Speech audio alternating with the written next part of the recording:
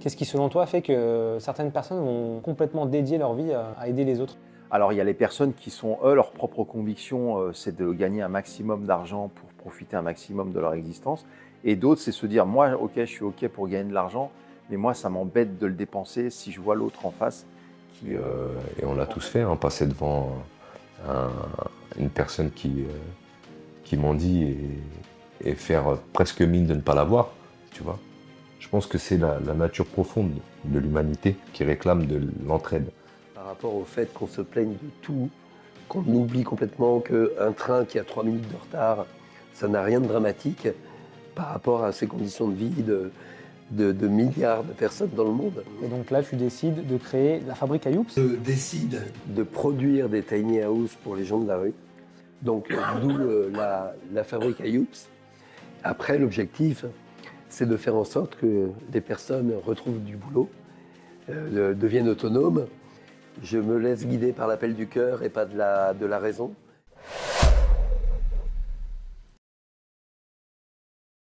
Ce soir dans Libre, nous avons la chance d'accueillir une personne au parcours incroyable.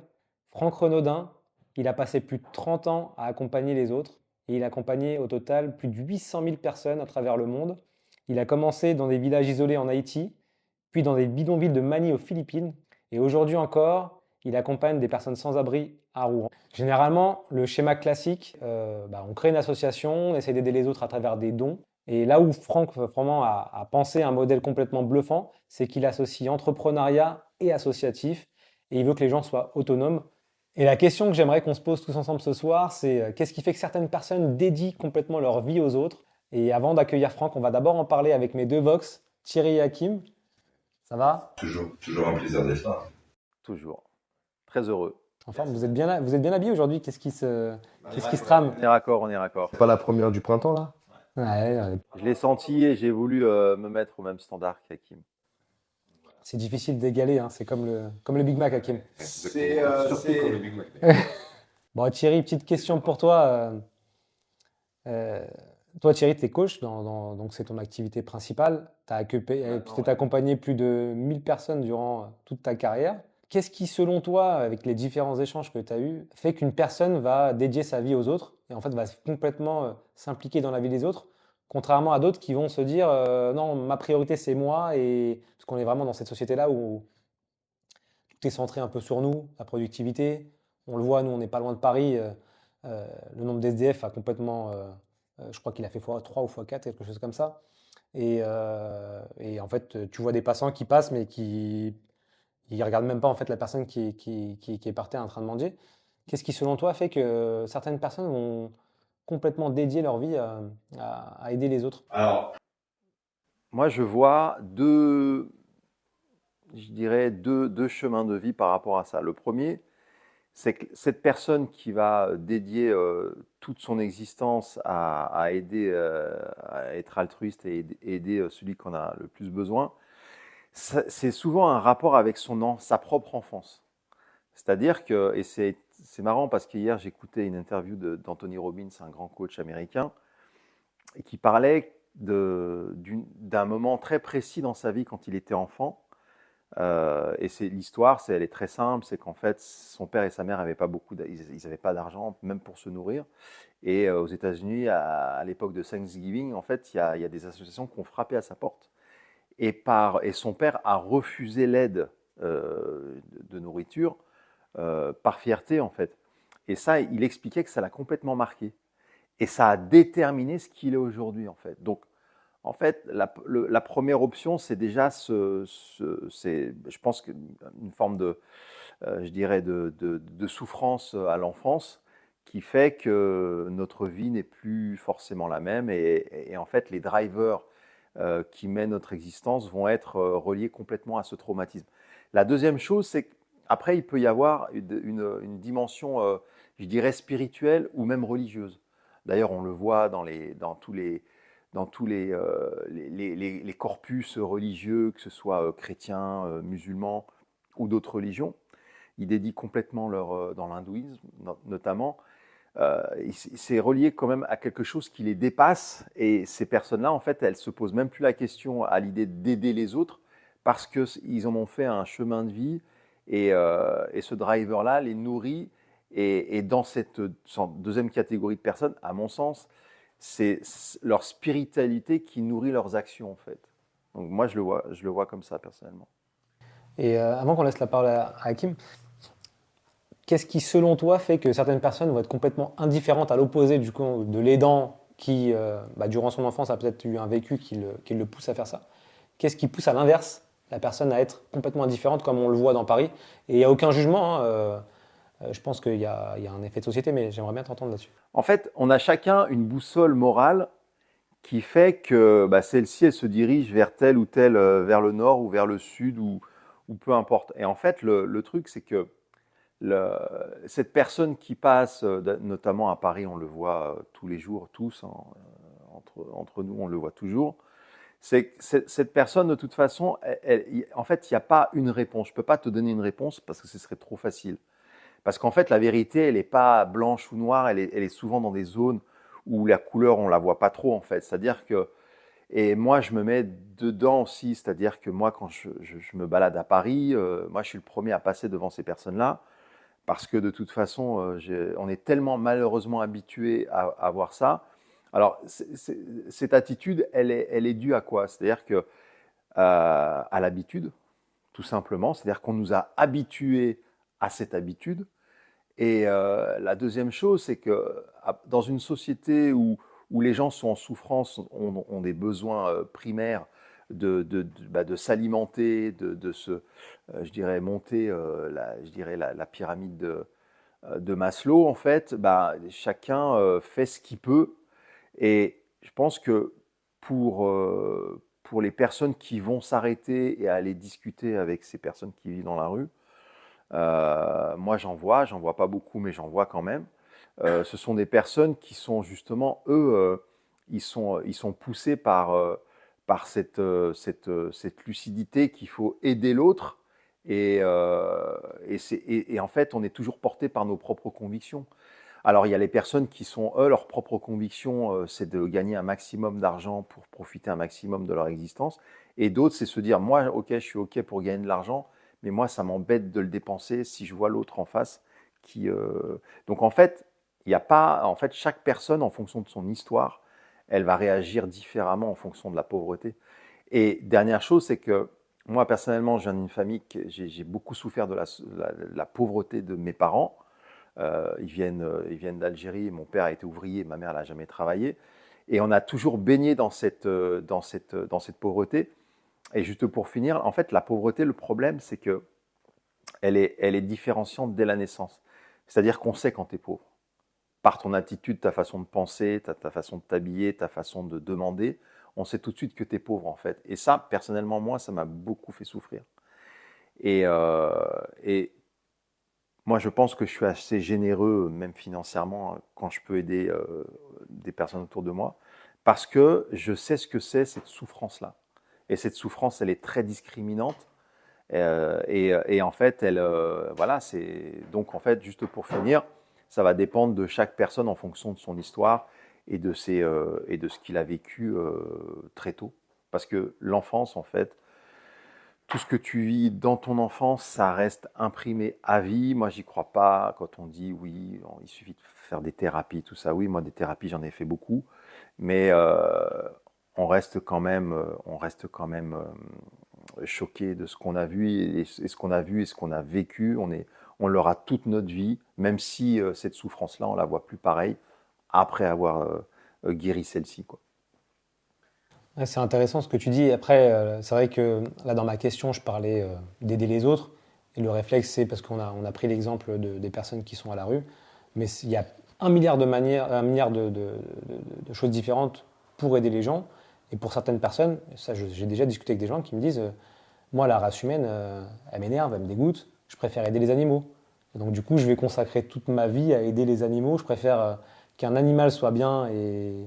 Alors, on a aussi une sensibilité différente en fonction des causes qui nous sont chères et en fonction de notre rapport aussi aux autres et au monde qui nous entoure. Moi, de mon expérience, l'exemple que tu donnes, ce sont des personnes qui sont profondément blessées par la nature humaine.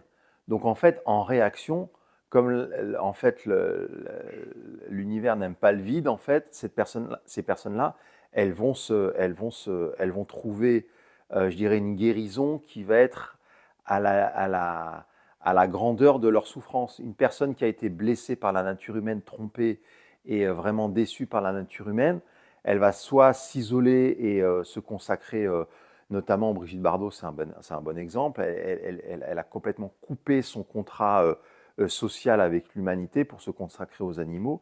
Et ça, on peut le comprendre en fait. De toute façon, une fois que tu es blessé, tu vas toujours créer quelque chose, en tout cas, tu vas mettre tout en place pour essayer de guérir avec les moyens que tu as, tout simplement.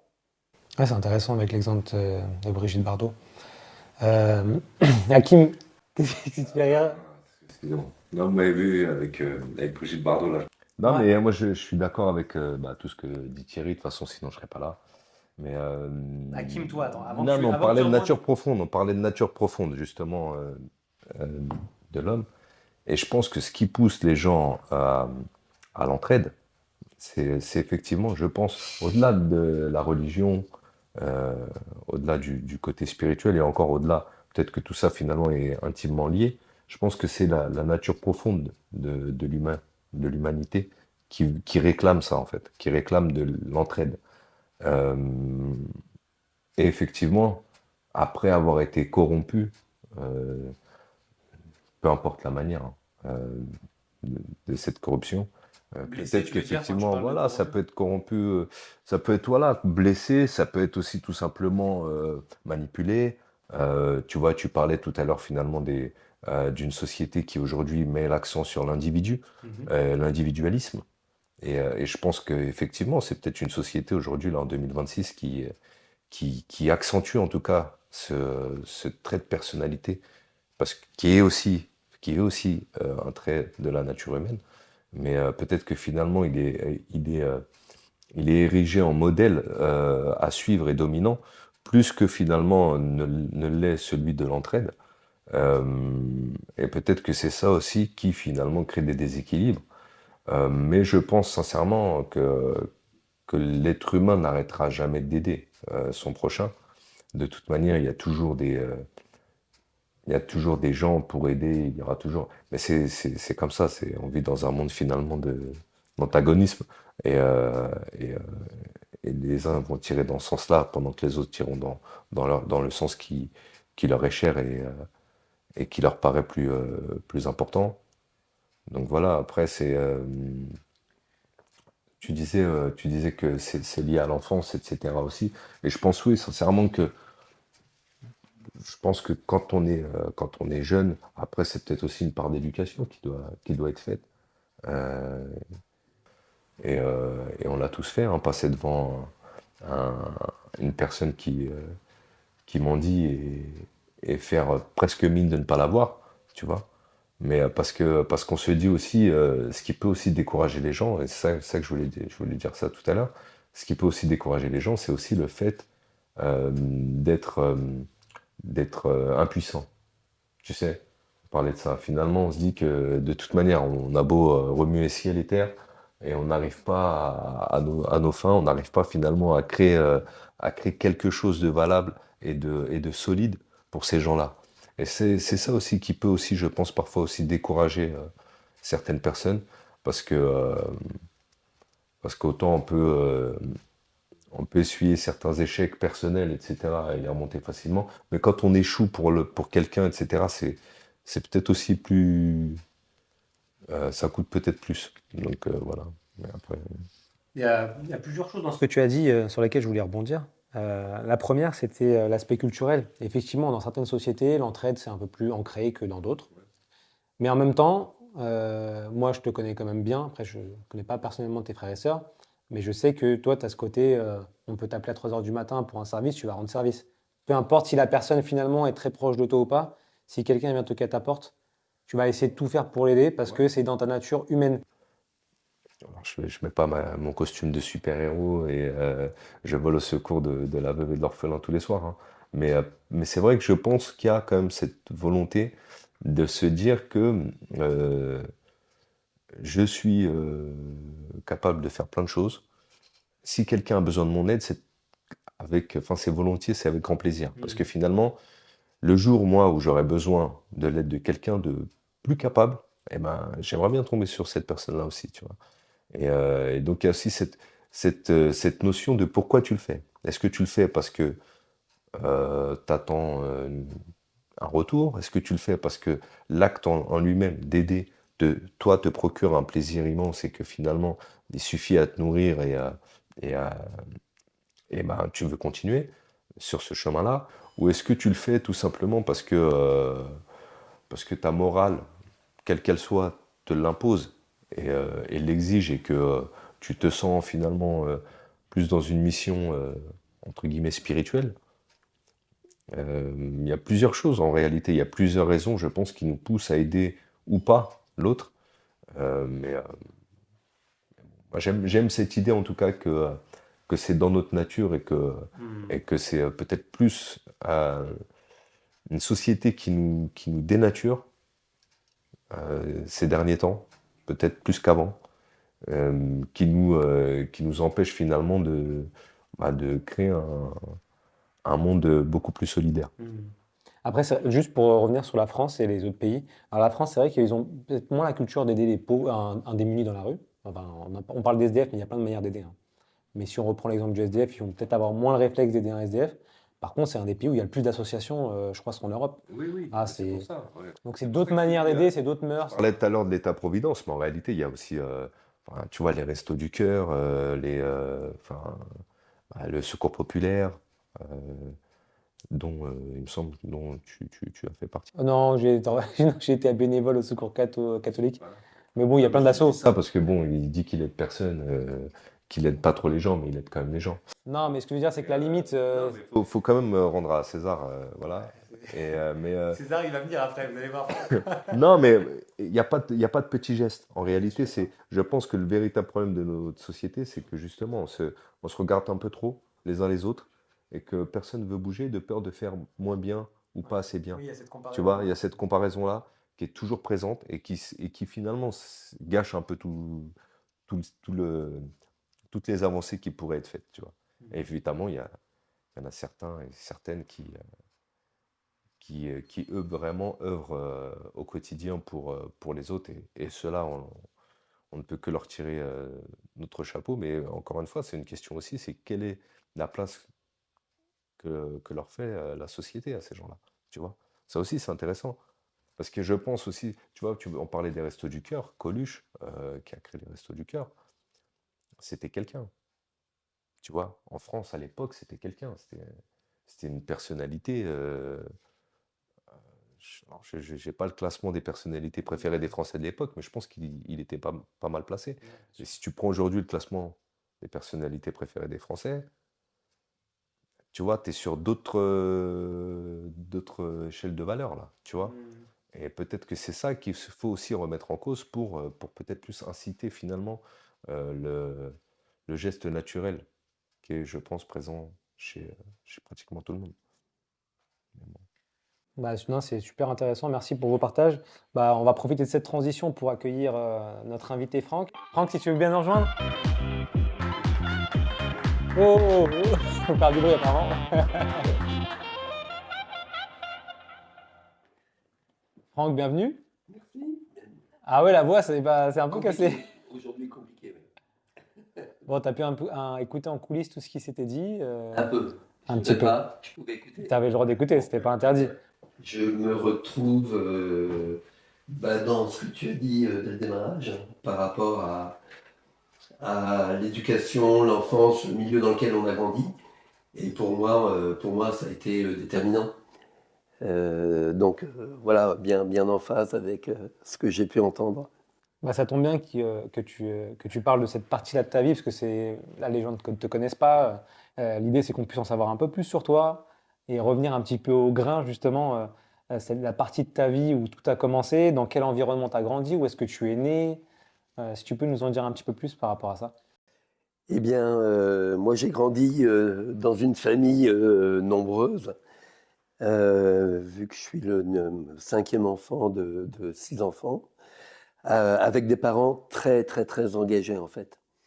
Des parents qui étaient agriculteurs dans l'Aube, près de Troyes, et qui avaient une grande propriété, une grande maison, mais notamment pour pouvoir accueillir du monde et tout le monde, enfin, des personnes en difficulté, des personnes sans difficulté, ce qui fait qu'il y avait un peu dans cette famille, mais mes amis l'appelaient la maison du bonheur, voilà. Il y avait à chaque fois des nouveaux visages, on pouvait arriver n'importe quand, n'importe quelle heure, voilà, maman allait chercher les plats qu'il fallait, cuisiner ce qu'il fallait, enfin voilà. Donc, beaucoup, beaucoup de générosité au niveau de mes parents. Et du coup, forcément, je crois que tout ça m'a paru naturel, vu que quand on grandit là-dedans depuis tout petit, eh bien, ce côté généreux, attentif, accueillant devient la norme, en fait. Donc voilà dans quel univers j'ai pu grandir. Ok. Et toi, pour toi, est-ce que quand tu étais petit, tu te posais cette question de te dire, bah, mes parents, ils aident les autres, pourquoi est-ce qu'ils le font? Est-ce que tu te posais des questions à ce moment-là par rapport à ça? Alors moi, je suis quelqu'un qui réfléchit pas beaucoup et agit beaucoup. Donc je suis vraiment dans l'action, sans chercher à le pour, le contre, le comment, le quand. Et je me laisse vraiment, vraiment guider par le cœur, en fait, par mon ressenti, par mes convictions. Donc il y a jamais eu vraiment de moments clés, de bascule. Il y a toujours eu naturellement une envie d'être d'être à l'écoute, un peu au service des autres. Alors, sauf qu'à un moment donné, il a fallu faire quand même des études. Et ne sachant pas encore ce que je voulais faire réellement, j'ai fait une école de commerce pour voilà, rester assez ouvert à pas mal de possibilités. Et donc quand j'ai fait cette école qui m'ouvrait des portes, au début, toujours un peu par défaut, eh bien, j'ai commencé à travailler dans des grands groupes. Et puis au bout de 4 ans de vie active, là, j'ai quand même compris que voilà, que j'étais pas fait pour travailler dans des grands groupes et que travailler dans le champ de la solidarité était quelque chose qui m'attirait, mais qui me correspondait beaucoup mieux en fait. Et notamment une anecdote que j'aime bien raconter. Quand le premier jour où j'ai démarré dans un grand groupe industriel qui s'appelait Péchinet à l'époque, hein, ma chef m'avait dit Franck, je te préviens, ici tout le monde se tutoie, enfin on se tutoie. Très bien, génial, enfin pour moi complètement naturel, pas de problème. Et donc le premier jour, je fais le tour des différentes équipes, je rencontre plein de monde. Et puis le soir, quand on fait le bilan de la journée, elle me dit Franck, on se tutoie, mais que entre cadres, bien évidemment. Et là, ça a été un choc. Ça a été un choc parce que dès le premier jour, je me suis dit il y a un truc qui va pas le faire. Voilà. Et donc peu importe, j'ai continué à tutoyer tout le monde, à déjeuner à la cantine avec tout le monde, alors que traditionnellement les cadres mangeaient avec les cadres, les ouvriers avec les ouvriers, on mélangeait pas.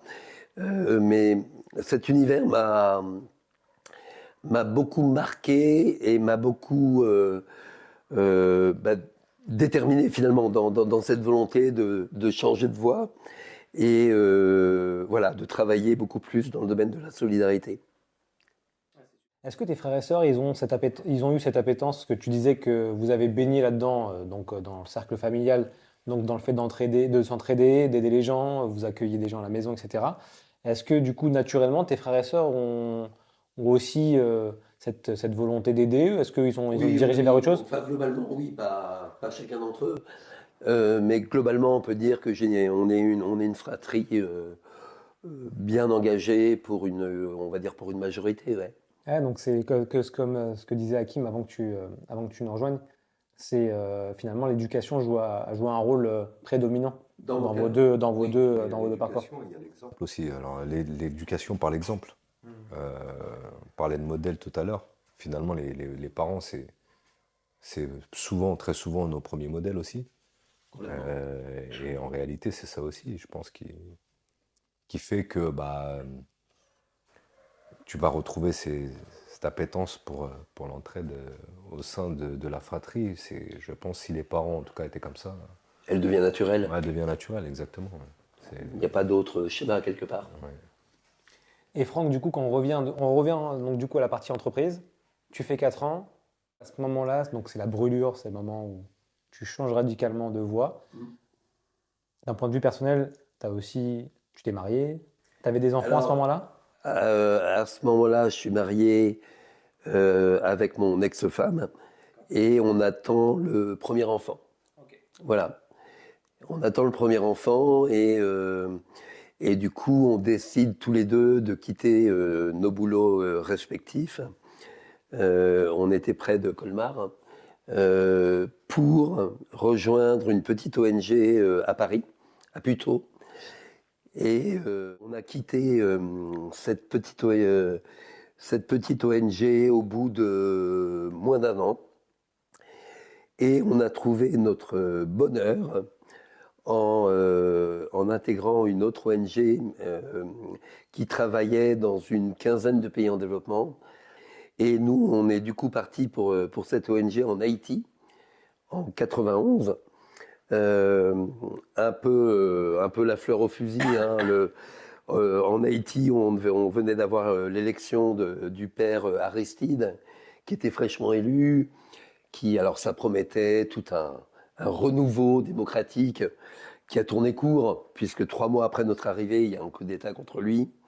Donc on a plutôt vécu 3 années d'embargo, puis de blocus maritime, avec un premier enfant, puis un deuxième enfant. Donc on a été vraiment dans des conditions très très très particulières. Mais ça a été un moment incroyable de rencontre du peuple haïtien, d'abord en milieu rural, et puis au bout de 2 ans dans la capitale, mais avec pour moi toujours une grande implication en milieu rural. Et on a passé près de 5 ans en Haïti qui ont été extrêmement riches au niveau des rencontres avec le peuple haïtien et au niveau des programmes qu'on a mis en place, au niveau de... Voilà, tout ça avait vraiment beaucoup de sens et on a été très très épanouis, mais dans un contexte compliqué, il est vrai. Mais comment... La question que je me pose, c'est que tu pars avec un enfant, je crois qu'il avait 11 mois, ton petit bébé à ce moment-là. On est parti avec un bébé, oui, tout à fait. À peine 10 mois. Moi, j'ai des enfants, j'ai déjà réfléchi à m'expatrier à l'étranger. Quand ils sont très jeunes, tu as peur pour leur sécurité, tu veux leur offrir un cadre de vie sans risque, entre guillemets. Qu'est-ce que tu t'es dit à ce moment-là?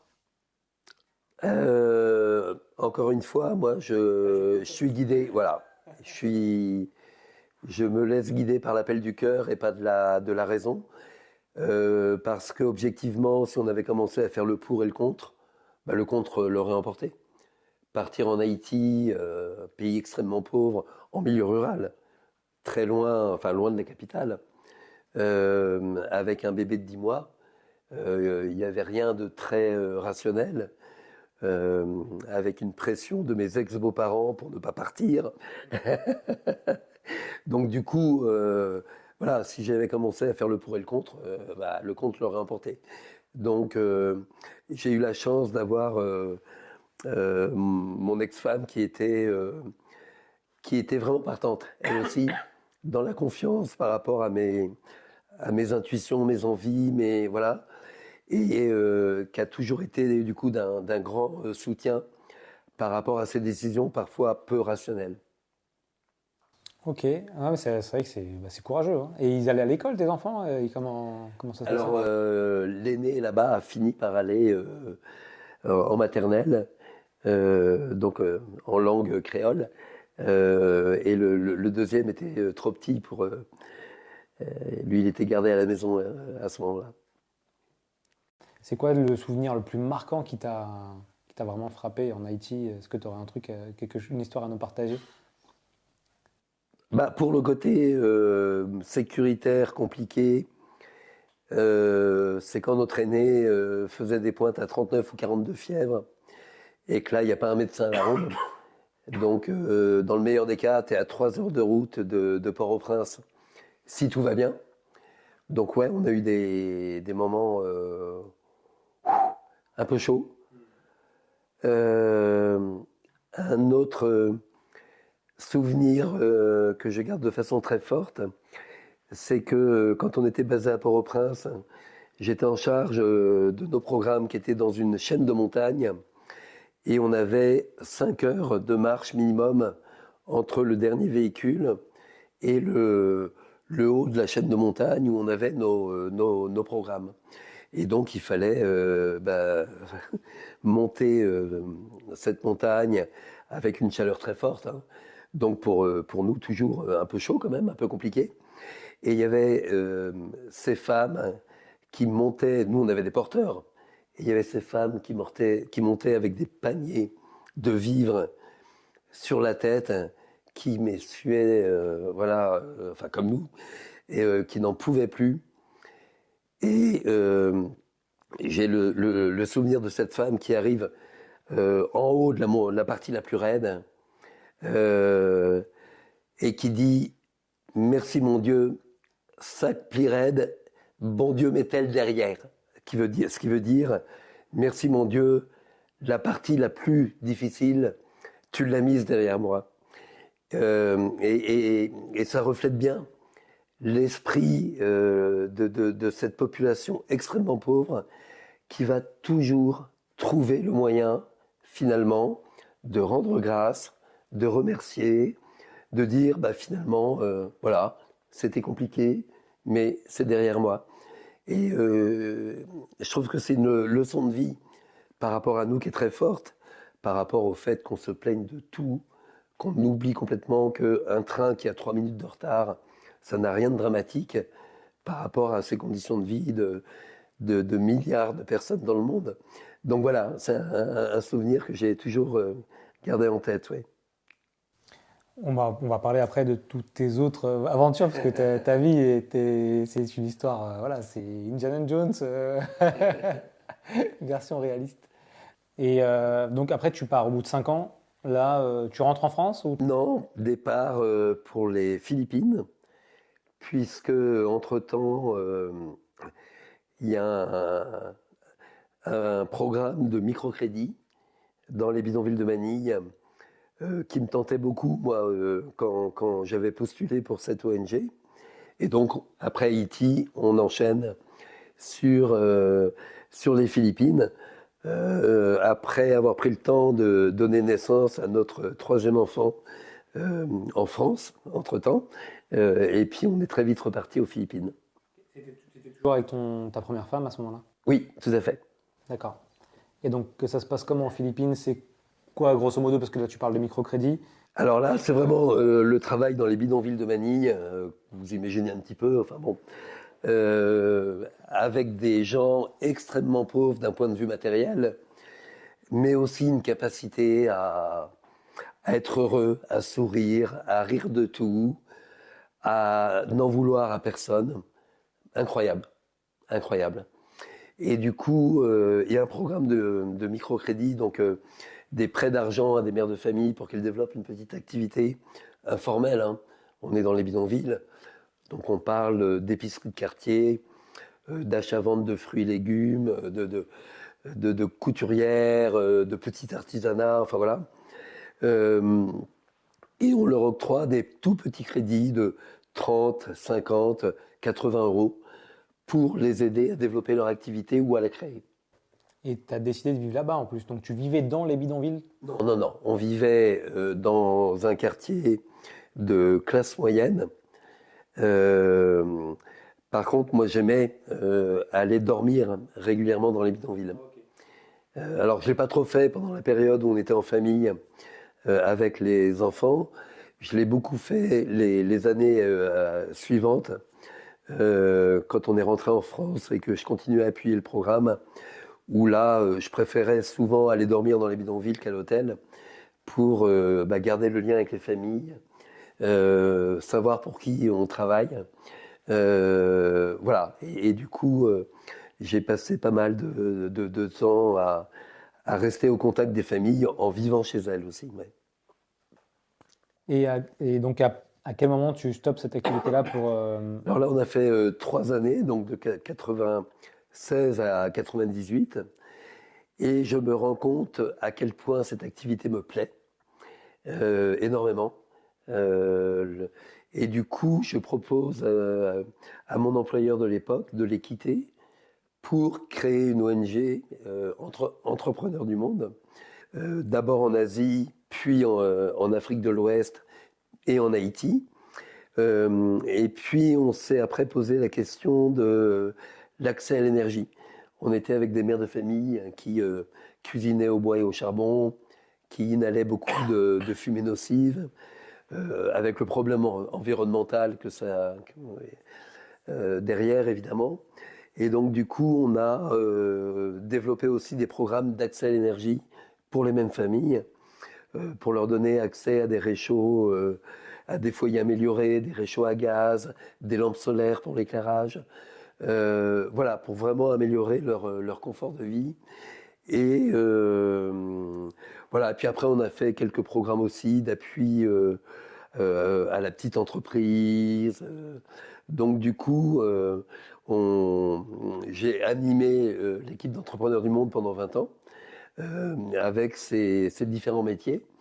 Et là aussi, avec beaucoup de passion, parce que à la fois nous, en tant qu'ONG française, on devait aller chercher des fonds, des dons, alors publics, privés, mais notre métier était quand même aussi beaucoup d'aller convaincre des donateurs. Et là, pour le coup, on était un peu dans la charité, très clairement. Mais tout ça était pour mettre en place des entités de droit local, des structures locales qui avaient vocation à devenir complètement autonomes. On a créé une vingtaine d'entités locales et avec un modèle économique. Donc avec l'idée de dire, oui, au début, on démarre avec du don, de la subvention, mais l'objectif, c'est qu'au bout de 5 ans, 8 ans, 10 ans, vous deveniez complètement autonome. Voilà. Et le plus beau succès qu'on ait eu, probablement, il est en Inde, où le programme qu'on a créé est aujourd'hui un programme qui touche 120 000 familles à Calcutta et autour de Calcutta, de façon complètement autonome. Nous, on a quitté le terrain il y a plus de 10 ans. On n'y est plus du tout. On n'entend plus du tout parler de nous. Entrepreneurs du Monde a complètement disparu du paysage.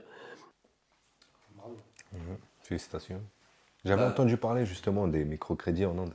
Ouais. Et je pense que ça, c'est peut-être grâce à Entrepreneurs du Monde. Oh, il y en a beaucoup. Il y a énormément d'acteurs. Il y en a même trop.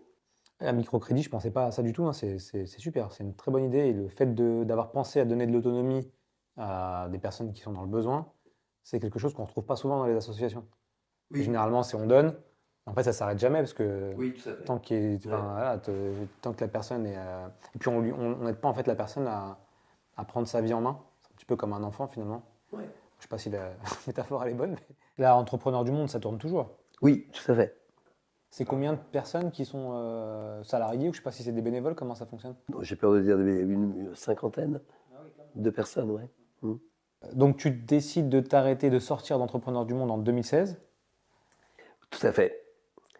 Je prends la décision de partir à la faveur d'une naissance d'un enfant, alors pas avec mon ex-femme, mais avec ma compagne. Donc du coup, entre-temps, oui, tu te sépares de ton ex-femme. Entre-temps, tout à fait, après 5 enfants. Voilà, période pas évidente, hein. C'est jamais évident. Et puis, mais on est resté en très bons termes.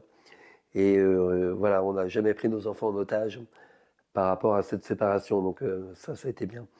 Et d'ailleurs, à ce moment-là, elle travaillait chez Entrepreneurs du Monde et elle travaille toujours chez Entrepreneurs du Monde. On a pu travailler ensemble après cette séparation. Et du coup, avec ma compagne, on a un premier enfant, puis ce deuxième enfant, pour lequel on nous annonce qu'il y aura un handicap lourd, mais les médecins étant incapables de nous dire ce qu'il aurait. Voilà. Donc, on s'est dit, on l'accueille, on le prend comme il viendra. Et tant qu'il n'était pas là, pas de changement de plan. Je me disais, bon, bah, la vie continue. Voilà. Mais par contre, à l'instant même où je l'ai eu dans les bras, on voyait tout de suite qu'il y avait un œil qui ne voyait pas, qu'il y avait des malformations au niveau des oreilles. Et donc là, au moment où j'ai vu, il y avait une évidence, c'est que je ne pouvais plus partir au bout du monde 8 fois par an pendant 2 semaines, 3 semaines. C'était plus une vie compatible avec la naissance d'un enfant avec un handicap lourd. Donc du coup, j'ai vraiment pris la décision immédiatement d'arrêter de partir au bout du monde pour faire autre chose. Il y a un truc qui m'a frappé dans ce que tu viens de dire à la naissance de ton enfant. C'est une petite fille, Un petit gars. un petit garçon. C'est que tu as gardé la même. Alors, je sais pas si ta compagne a la même philosophie que toi, mais tu as gardé la même ADN, c'est-à-dire, tu t'es pas posé de questions. Tu t'es pas dit, on va peser le pour et le contre, ce que je peux comprendre. Et voilà, moi, j'ai aussi des frères et sœurs qui sont en situation de handicap, donc c'est un sujet que je connais bien. Et je sais qu'on peut se poser ces questions parce que c'est naturel. Oui. Ça change une vie, ça impacte toute la famille. Et toi, non, pas du tout de questions Non, aucune. Aucune dès le début. En fait, la chance que j'ai eue, c'est qu'avec ma compagne, on a appris le handicap à l'échographie du 2e mois. On pensait que c'était une trisomie 21 en raison de la clarté nucale qui était épaisse. Et la grande chance qu'on a eue, c'est que en sortant de chez l'échographe, on s'est immédiatement dit tous les deux qu'on souhaitait le garder. Il n'y avait aucun doute ni pour elle ni pour moi. Alors que on n'en avait jamais parlé avant. C'est pas un sujet qu'on avait abordé. Enfin, le handicap, tu n'y penses pas tant que tu n'y es pas confronté. Et du coup, voilà, ça a été une évidence pour elle comme pour moi. Et du coup, ce choix de le garder n'a jamais fait débat entre nous. Et ce petit enfant, il a quel âge aujourd'hui? Il vient d'avoir 10 ans. Voilà. Ok. Ouais, non, mais ça reflète bien en fait toute la continuité de ton parcours finalement. C'est tu fonces, puis tu agis plutôt avec le cœur qu'avec le mental, quoi. Tu Tout à fait. Ouais, Et ouais. je pense que c'est un bon exemple. On en reparle. Trouver des solutions, en réalité. C'est ça aussi. Complètement. Trouver des solutions voilà, trouver une manière de faire avec ce qu'on a aussi, tu vois. Ouais. C'est ça aussi. Et finalement, c'est ce petit bonhomme qui m'a complètement réorienté dans mon quotidien, dans mon activité quotidienne. Je peux dire que c'est grâce à lui que j'ai monté ce nouveau programme à Rouen pour les gens de la rue. Dans ton histoire, en fait, ce que j'observe, c'est qu'en fait, tu n'es pas dans la réflexion, tu es dans la prise en charge de ce que la vie te donne, et avec ce qu'elle te donne, tu agis en fonction de ce que tu es. J'ai l'impression qu'en fait, nous, en Occident, si tant est qu'on puisse le définir, on est beaucoup dans la réflexion, et tu as d'autres sociétés qui sont plutôt elles sont dans l'instant présent, et en fonction de ce qu'elles vivent, elles ont des réponses en acceptant ce qu'elles ont. Nous, on réfléchit pourquoi ça nous arrive, et très souvent, soit on rentre dans un état de victimaire, en fait, on se dit, mais mince, ce qui m'arrive, c'est injuste, pourquoi ça m'arrive à moi? Et en fait, il y a beaucoup de sociétés où moi, j'ai une tante qui est en Algérie, par exemple, elle est hémiplégique. Ben, on l'a jamais vue se plaindre, en fait. Tu vois, j'ai ça, comment je vais faire avec ça? Et je vais essayer de le faire avec le plus d'intelligence possible pour améliorer ma vie. Et c'est en fait cette philosophie qui est assez intéressante. Personnellement, moi, parfois, j'ai du mal à la voir. Parce que pour nous, c'est un vrai travail. Enfin, pour moi, en tout cas, c'est un vrai travail. Et toi, tu as cet état d'esprit de certaines cultures qui est assez rare, je trouve, moi, pour un occidental. Finalement, on parle de l'Occident, mais c'est une culture aussi en réalité qui est propre à l'Occident. Si tant est qu'on évoque la culture religieuse chrétienne de l'Occident aussi, qui va aussi dans ce sens-là en réalité. C'est plus la société moderne capitaliste qui nous a... et là, c'est une société à laquelle j'appartiens. Comme tu dis, tu vois, on a du mal à le faire parce qu'en réalité, on est français. Alors, je ne vais pas faire de politique ou quoi, hein, Arnan, mais t'inquiète pas, t'inquiète pas. Tu fais ce que tu veux, hein. Je peux être d'accord ou pas d'accord, mais tu peux faire ce que tu veux. Moi, ça me dérange pas. En réalité, c'est aussi une vérité que, je pense, à mon sens, que la société aussi, les sociétés occidentales qui sont très ancrées dans un catholicisme ou un christianisme profond, sont aussi des sociétés qui sont en réalité très sensibles à cette acceptation. Tu sais, il y a cette force, trouver finalement cette force spirituelle de l'acceptation. Plus que d'aller chercher finalement des éléments de rationalité qui pourraient convenir et qui pourraient nous aider, tu vois. Pour moi, cette acceptation, en fait, on l'a perdue parce qu'on est rentré de plein fouet en 18e, 19e siècle, plein fouet dans l'ère industrielle. D'ailleurs, c'est là qu'est né les chemins de fer, les usines, les ouvriers. Et en fait, comme on est rentré de plein fouet dans cette matérialité, on s'est coupé de ça.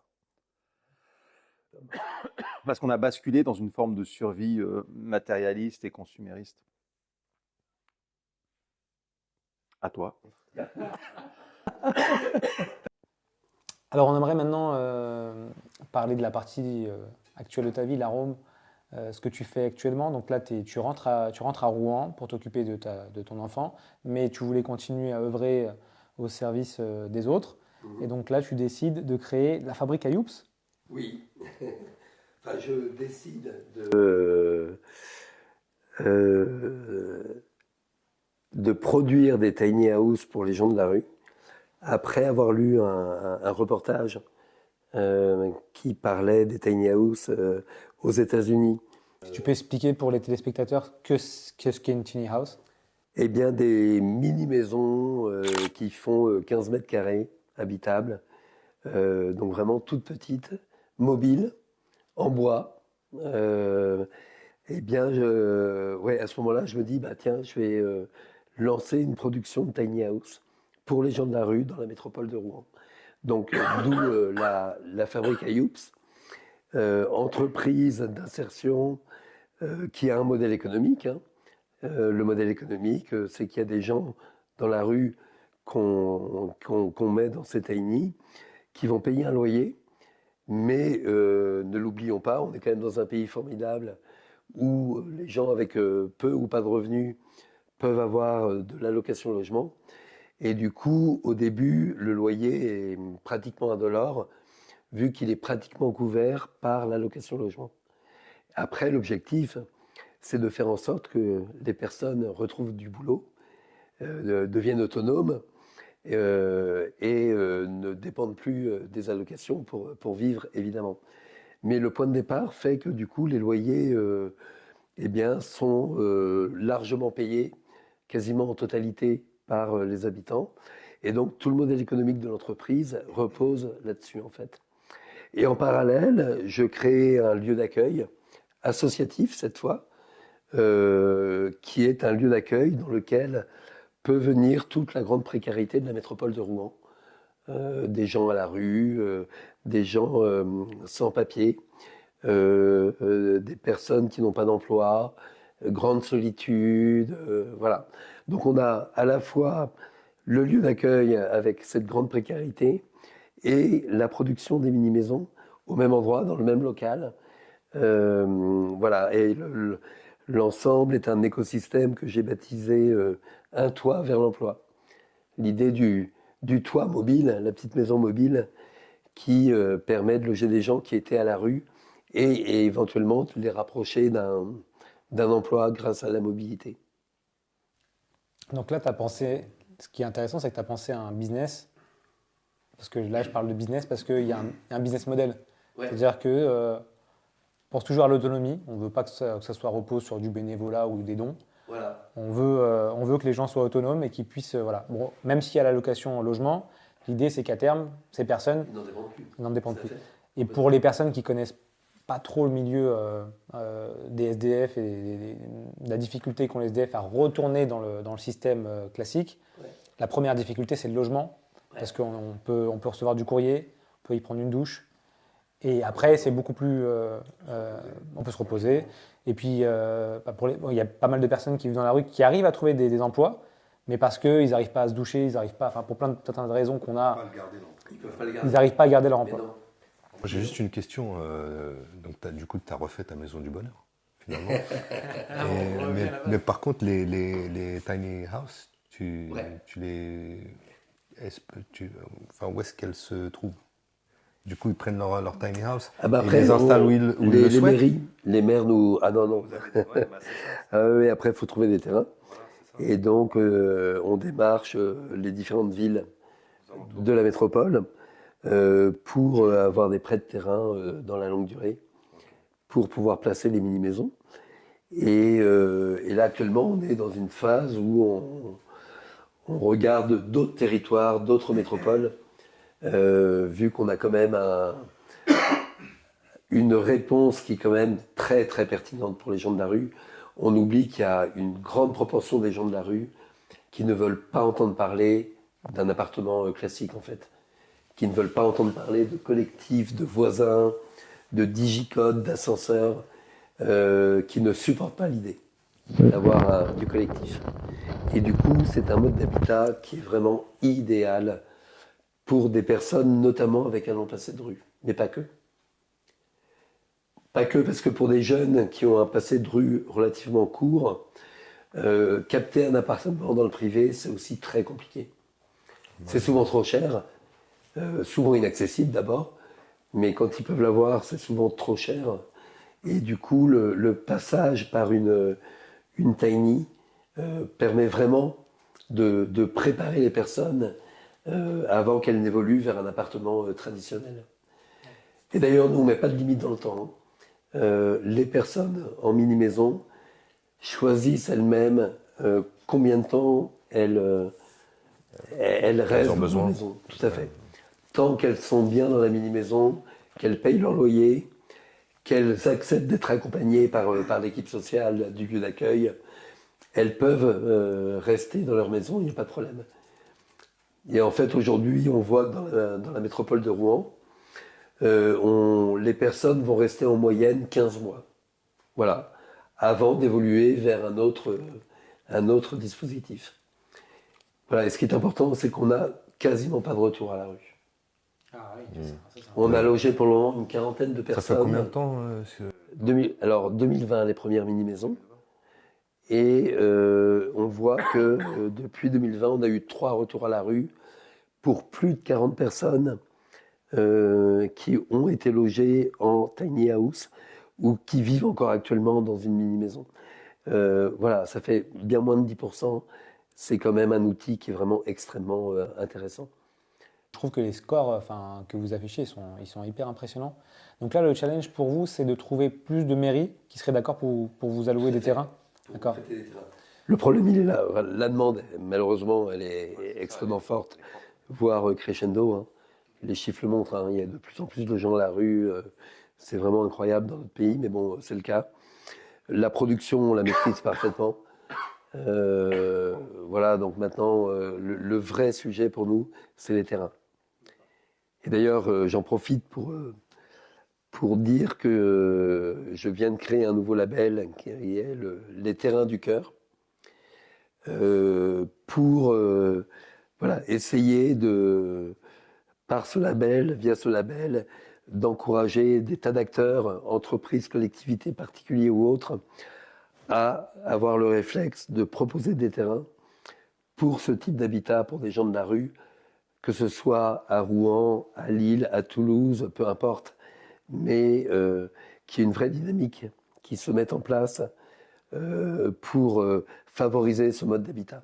Je crois que c'est une vraie réponse au problème des gens à la rue actuellement et qu'il faut vraiment qu'on la fasse connaître très largement. Ouais. Merci infiniment. Il y avait une question que je voulais te poser. Alors, c'est pas par rapport du tout à Fabrica Youps.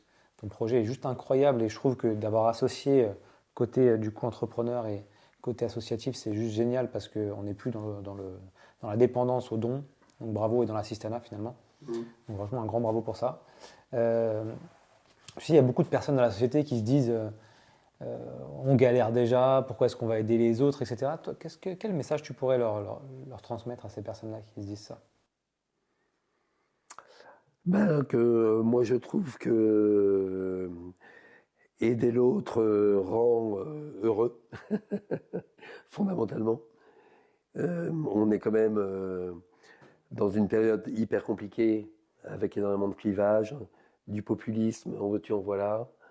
On est en train de monter les uns contre les autres. On est en train de montrer du doigt un peu tout le monde, enfin, dès que ça colle pas avec notre imaginaire. Et il faut impérativement qu'on retrouve ce goût pour la rencontre de l'autre, la découverte d'autres cultures, d'autres visions, d'autres façons de faire, et pour remettre le vivre ensemble vraiment au cœur de nos priorités.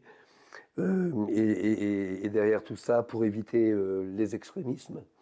Moi, je crois que le jour où on aura l'extrême gauche ou l'extrême droite au pouvoir, ce sera catastrophique. Et ces extrémismes, aujourd'hui, on les alimente avec les peurs, avec l'intolérance. Voilà. Et la meilleure façon de les faire tomber, c'est d'aller vraiment à la rencontre de l'autre, de le connaître, de le rencontrer, de discuter avec, de comprendre pourquoi le migrant est arrivé en France. Ben non, il n'est pas forcément venu pour nous piquer nos emplois. Bien souvent derrière, il a été contraint et forcé de partir, souvent jeune, mineur. Enfin voilà, il y a plein de choses, je trouve, pour lesquelles on ne fait pas assez d'efforts pour comprendre pourquoi on agit différemment de nous. Et il me paraît essentiel d'inviter tout le monde à avoir ces temps de rencontre, d'échange, de compréhension, voilà, pour qu'il y ait de la place pour tout le monde chez nous. Merci beaucoup Franck. Merci à vous. Et bravo. Merci à vous. Ouais. Bravo et merci. Ouais. S'il y a un petit message, là, en tout cas, je pense que là, Franck a tout résumé et l'entraide, finalement, c'est tout ce que toi, tu as vécu depuis ton enfance. Ça a été naturel, c'est un petit peu le cheminement. Mais je trouve que moi, vraiment, le point que je garde en tête, c'est ce côté action. Je réfléchis pas, j'avance, j'avance. Et finalement, ça t'a amené tellement loin. Je ne sais pas si on se rend compte, mais aujourd'hui, Franck, il a accompagné 800 000 personnes. Bon, peut-être pas tout seul. Pas tout seul. Mais quand même. C'est juste incroyable ton parcours, donc un grand bravo à toi. Si cette émission vous a plu, si le témoignage de Franck sur son vécu, sur son parcours vous a touché, n'hésitez pas à partager au plus grand nombre. Voilà, Libre, c'est avant tout ça, des hommes, des femmes qui essayent de faire des choses positives dans la société, qui essayent d'écouter leur voix intérieure, leur cœur, et essayer d'agir au maximum de ce qu'ils peuvent faire. Et en tout cas, Franck en est un bel exemple. On partagera évidemment tous les liens de la Fabrica Youps pour que vous puissiez participer à ce magnifique projet. Et si vous avez des invités à nous recommander dont le parcours vous a inspiré, n'hésitez pas à nous contacter. Voilà, je vous dis à très bientôt pour une prochaine émission Libre.